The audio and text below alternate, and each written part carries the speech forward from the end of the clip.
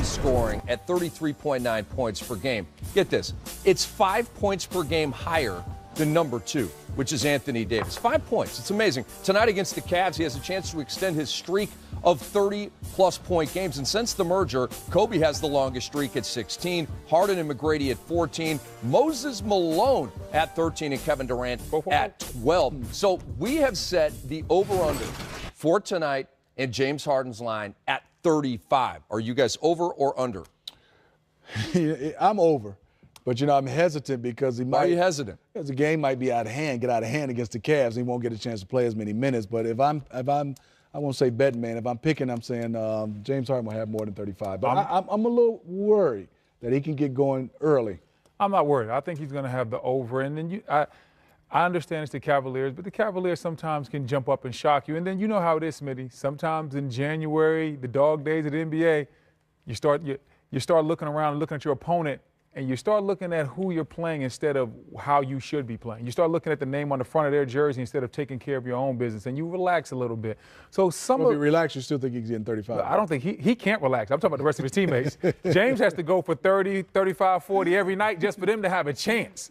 And so I think James is going to come out and do what he does. He has such high usage, he can never really relax.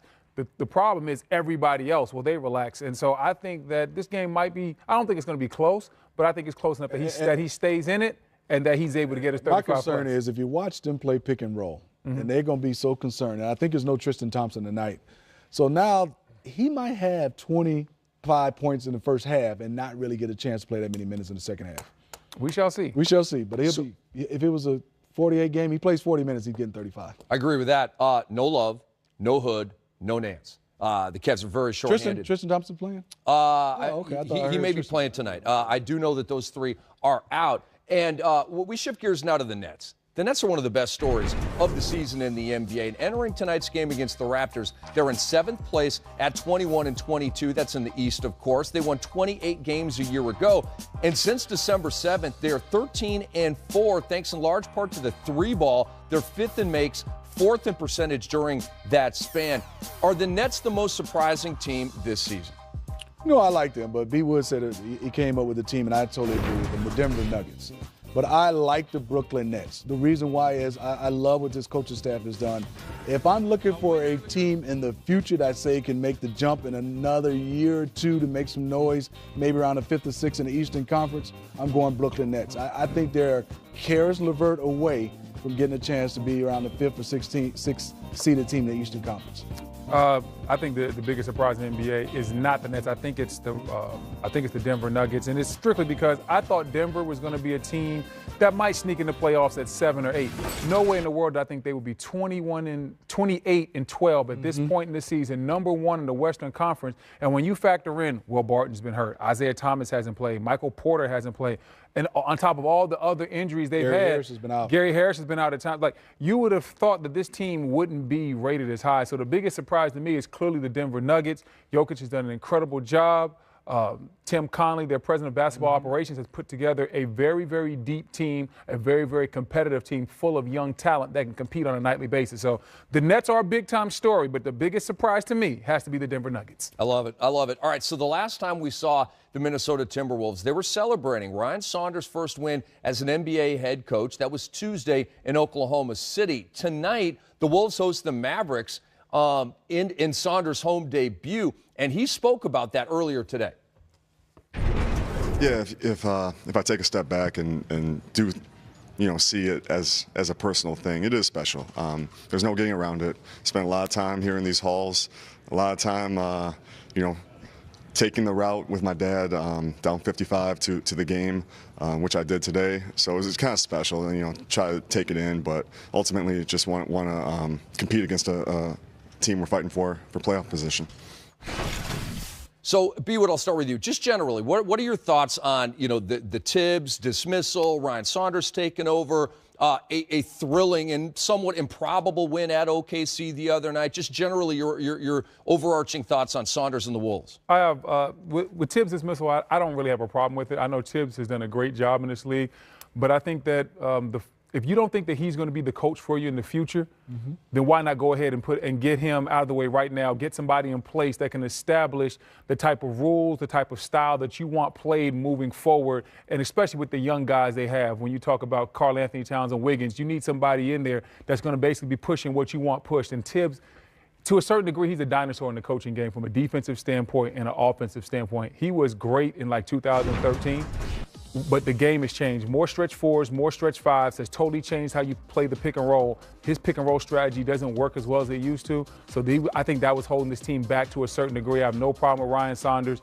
I had a chance to not play with him, but he coached me. He was assistant coach for me in Washington, D.C. for one season. He's more than adequate. He can do this job. He's grew up in basketball his whole life, a basketball lifer. I have no doubt he's the right man for this position. You know, the Timberwolves, when you have a coach and general manager / with Tibbs, and that trust was gone between ownership and Tibbs when everything was going on, it was time. I mean, I'm glad. I'm like V. Wood. Why wait? It was time because that was never going to be repaired. You can tell they were at odds. And when the owner said, I'm going to start making the trades, you have a guy that you gave the title of coach and GM, you know the trust was gone. And I think right now, give Ryan Saunders a lot of credit. He did a phenomenal job. You love the way the team rallied around him and celebrated.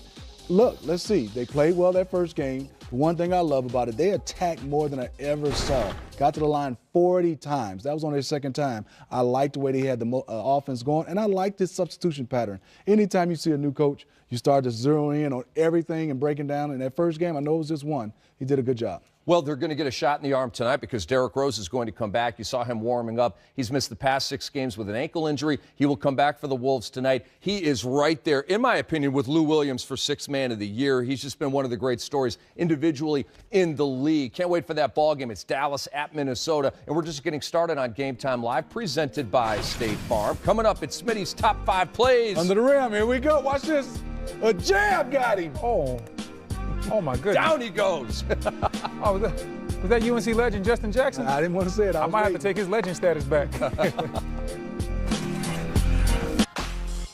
Tonight in Salt Lake City, there's LeBron James. He and the 8th place Lakers will run. Well, he won't, but the 9th place Jazz are going to host them in this game. These two teams are separated by 2 games in the West standings. Utah wins tonight. It's a 1-game separation. LA wins tonight. It is a 3-game separation. A big one from Salt Lake City. And right now, we welcome in live on Arena Link, Lakers sideline reporter for Spectrum Sports Net, Mike Trudell. And Mike, it is great to see you. We know that LeBron James is going to miss at least the next 3 games, but he might return next Thursday against OKC on TNT. Are you optimistic about his chances of playing in that game?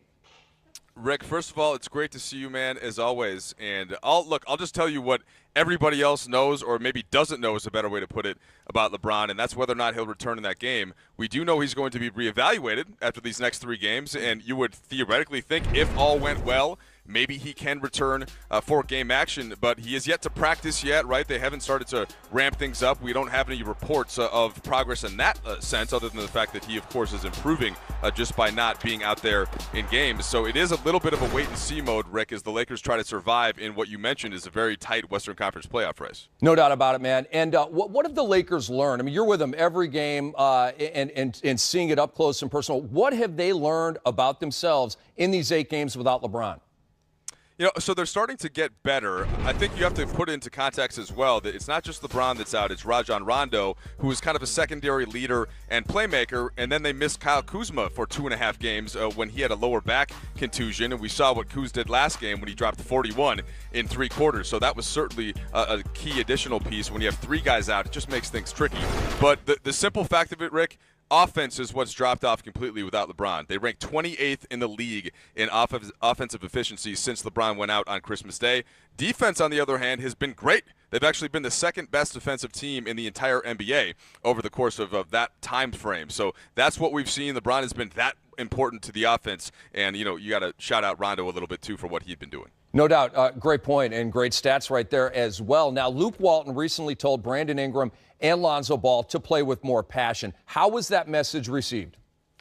Well, he said it after the Minnesota game, which was one of the worst games of the season for the Lakers. They weren't in it really right from the start. And Rick, you know, especially for a couple of Minnesota guys like you and myself probably watched that one. And as things went for the next couple of games, though, they really answered the bell. That was for a tough road win in Dallas, where the Mavs had been 15-3. And then, of course, the Lakers beat Detroit rather handily at home. And the way that Luke put it into context was, look, he always expects more from these players. It wasn't so much a criticism and a critique, although, of course, he was criticizing the last couple of games that they had put in.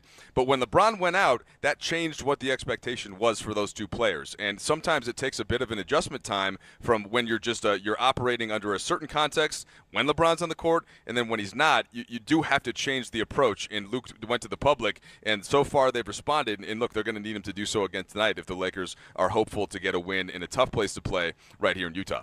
Mike, really appreciate it, man. You know I'll be texting you in the days to come for intel on your Lakers. Enjoy the game, safe travels, and we'll talk soon.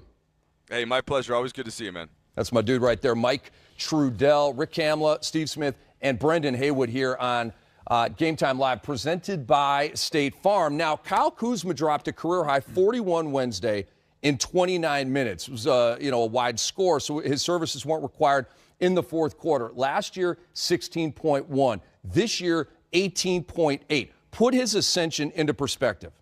Well, what I like about it is sometimes you score some points when you're not winning games. And now he's added to his point average, Brendan and Rick, and they're winning games. And he works on his game. He has the mindset and the size and ability to be a great guy to play off a guy like LeBron James or even off Brandon Ingram and Lonzo Ball before LeBron got there. This kid is a scorer's mentality. And I look at him as, yes, he doesn't pass a lot, Brendan and Rick, but this kid is a scorer, and it doesn't bother him. I am what I am. I play hard. I work on my game. I've been knowing him and seeing him since he was young in high school. This kid has that type of ability. I think it's amazing when you look at his ascension. I think what's really, truly amazing about it is the fact that he wasn't supposed to be the guy. The guy that was supposed to make the big jump and be LeBron James' number 2 was Brandon Ingram. And when you look at how it's gone, he hasn't stepped on anybody's toes. He's just maximized his potential, and he's taken advantage of opportunities when they presented himself to them, like LeBron James being out right now. Now it's my chance to go for 40 and help us win a basketball game. That's something he might not have a chance to do when LeBron is there. So I look at him taking advantage of opportunity, the way he plays, the confidence, and I think that we're going to see him play even better because this was a guy that shot 36% from 3 last year. This year, he's only shooting 30% from 3, and he's taking 6 threes a game. So that's a low percentage to take that amount of threes. We know he's going to catch up to that number that he shot last year at some point, and when he does, look for his scoring average to possibly go over 20. And also, Brendan, he's going to have to rebound the basketball better. At that size, I can't come up with them 1 and 2s. He's going to have to get on the glass at that size. And I know Brendan was clocking the rebound column in that 41-point game the other night. Well, he normally averages about 6 rebounds. So I'm just going to say that's one of those anomaly games where he had it going, and he was just focusing strictly on his offense. When LeBron comes back, Kuz, go get on the glass. Hey, when LeBron comes back, he'll be back to rebound again. On the glass. Look, Blake Griffin played 37 minutes the other night and had no rebounds, all right? It happens sometimes. Welcome back to Game Time Live, presented by State Farm. Rick Kamla, Brendan Haywood, and Steve Smith, who's back with another edition of Smitty's Top 5 Plays. With my guy Tricky Ricky and my guy Brendan. Y'all ready? That's the only reason I show up on the weekend. The only reson I come in on Fridays. Okay, there you go. I appreciate that, B. It's not ready? the paper? Huh? It's not the paper? What paper? No, he's rich. You know what he's rich. paper. He's rich. Let's go, under the rim. Let's start off, and this is play number 5. And actually, this is for B. Wood. Okay, what we got? Big guy. Okay. This is Anthony Davis. He gives him the sham God. Uh-oh. I got to give my credit out to my guy. God, sham God. No. Hey, look at him. No, he didn't. Hey, shout out to Dribble Too Much, too. He taught Anthony Davis this move. I saw him working on this summer on Instagram. Brought it to life. Ooh, we dribble too much. And Jamal Crawford, I had to get my guy Miles Bridges in there. And on this angle, you won't really see it. Okay. But watch Miles. Come on, Miles. We taught you to get in your stance at Michigan State. You got to help. Oh. There's old Jamal Crawford. Oh, he didn't. Still giving it to him. Okay, that's saucy right there. I like That's pretty nice. Let's get old Jamal in there now. Jamal got the fountain of youth, don't he? Hey, Luka against Josh Hart. Luka the Don. Watch this. Freeze him. Oh. Whoa. That looks like Slovenia versus AAU. Mark Cuban would say advantage Slovenia. Down goes AAU. Watch the look. Stop. Ooh, Josh Hart. Stop. Oh, he's pretty good defender, too. Woo! Luka need a nickname. We got to come up with a nickname, B, but I ain't got it yet. Luka the Don. Luka the Don. Uh-oh. And there's my guy, the dry cleaner against the North Carolina UNC legend. This is how they teach you. Jab! Down he goes. Hey, Rick. Hey, what happened to Justin? Rick, watch his left ankle on the jab. Just Wait a minute. Watch his ankle. Oh. Whoa! He turned it over. You ever seen the movie Angel in the Outfield? Look like somebody punched Justin dead in his Roy chest. taught him better than that. Oh, my goodness. And the number one play, all we see is the barber. James Harden. We know what this is. Jamal Murray. He's the barber. You ask him, how do you want it? Give me that Wesley Johnson. Let's flashback. You remember the Wesley Johnson, right? Yeah, the Wesley Johnson. The Wesley Johnson is like, that's the Wesley Johnson. Give me a little off the top and fade the side. That's what it Torrance is. and Matt Gaines, my guy Torrance put that together. That's the Wesley Johnson. So, okay, let's get back to what he asked for, Jamal Murray. And not a travel that time either. He asked for the Wesley Johnson. Well, we're going to give it to him. James Harden, the barber. Now, talk to me, B-Wood. This might be called the DMX. If you're Jamal Murray, don't you gotta be mad? First you fail. Drop. Shut him down. Open up shop. Oh, wait a minute. Why'd he get upset? His I don't know why. pushed him. I don't know. Who His teammate pushed him. He got pushed. Stop. Watch his teammate. No, he slipped. Skirt. It's slippery when wet, Jamal. And then his teammate pushed him. I feel bad for him. Down goes Jamal. Don't wait for him. And the bucket. Don't give it to him. The barber said, woo! And look at the action from his team. Hey, listen, that's the DMX. Stop, drop, shut him down, open up shop. Glad I'm not playing these days because I had to fall. Did you see CP3 trying to make sense of that? I wouldn't know how to fall, B-Wood. I could get up. Listen, but I get up kicking, I tell you. Harden a bad man, Smitty. He a bad man. I would not want to guard that. Now, if you're Jamal Murray, you just say, there was perspiration on the floor. No, ain't nobody trying to hear that. Ain't nobody trying to hear that. They had a little hump in the floor. Yeah, you can say whatever you want to. You can blame it on bad shoes, bad foot, and nobody's trying to hear that. Fantastic stuff. Once again. And we are coming back with a great debate, courtesy of Open Court. Which player would you pick to make a three with the game on the line? I got my man Smitty. That's next on Game Time Live, presented by State Farm. But you're doing underhanded, right? Yeah, for sure. Hey, after a long trip, I'm having my cheat day. I have three triple patties with eggs and sauces. I got my French fries. I got one burger here, two burger here, two burger here, 4 burger here. I'm very excited about it. Let's do it. Bon appetit. With energy, Tyler Johnson coming in, and sorry for what? Wow. That doesn't happen. This turned into a matinee. These jerseys with Dwayne Wade in that final moment. I just never thought I'd see this day, witnessing his one last dance and actually playing against him and stuff like that. So it was mandatory. I got his jersey. I wouldn't let nobody else get it. We were lit the whole time. We just brought a lot of energy. We just lit on the bench and just lit on the court, and the litness transcended through everybody. Wow, litness. I don't think I have it. But Luka Doncic does. Look at the Don. He's got 4 30-point games already this season. The rest of the rookie class combined has 3 of them. Luka 4, the rest of them 3. You're darn right he's running away with Rookie of the Year. Let's take you courtside, wrap things up here on this edition. Take a look at Victor Oladipo, who Pacers are in New York trying to beat up on the Knicks one more time. The Knicks have lost 17 of 20. Victor Oladipo and company trying to bounce back from getting smacked around against Boston the other night. Take you to Toronto, where Kawhi and the Raptors have won 5 of 6. Tonight they get Danny Green back in the lineup. No Giannis tonight for the Milwaukee Bucks in D.C. Great opportunity for Chris Middleton to impress all-star voters. We want to wish everybody a great weekend and remind you that 10 Before Tip returns Monday at 6:30 Eastern. And, of course, remember to check back with us at 9 Eastern tonight for Crunch Time, when we take you live to the biggest moments of the night. We will bounce around the entire country starting at 9 Eastern on Crunch Time. Coming back at the top of the hour with Game Time Live, B. Wood, Smitty, and Rick Hamlet in the house.